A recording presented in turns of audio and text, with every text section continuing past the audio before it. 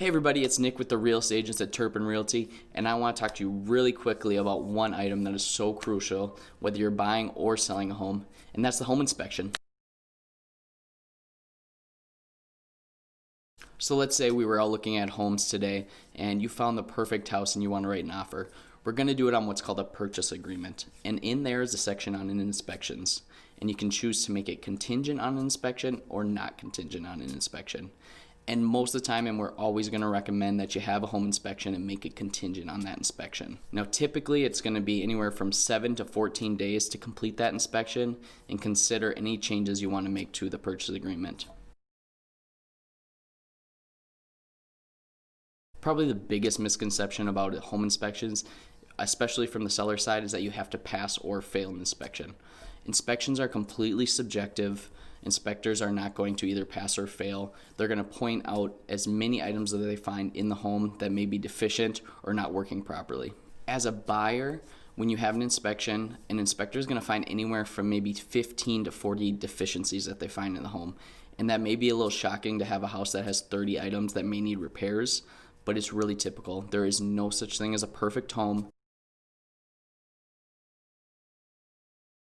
After that inspection is completed and you go through the home with your inspector, they give you a report of all the deficiencies in the home. You can go back to the seller and ask for any repairs that you think are needed for the home, or if you need to make any changes maybe to the purchase price or your closing costs. Any of that is on the table. Now, after inspection, when a buyer sees that maybe there's 30 repairs that could be made on that home, they may send over a list of 20 repairs to the seller that they think should be made.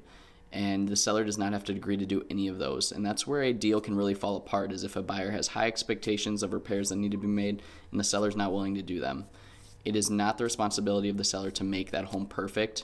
You are purchasing that home in the condition that it was in.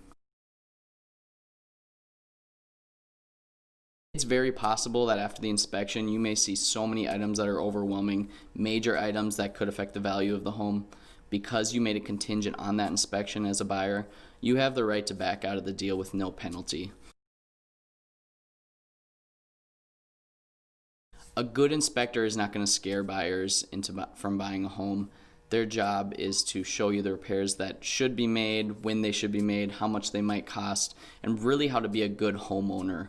Inspections are a huge part of any real estate transaction, and honestly they're probably my favorite because I love to go to the inspections with my buyers because I learn something new almost every time from an inspector. In order for real estate transactions to go through, it's important for buyers and sellers both to be coached up on what to expect with inspections and to both be reasonable when it comes to repairs or changes that need to or don't need to be made. If you're curious about what an actual inspection is like, let's go out and find you a house and write an offer.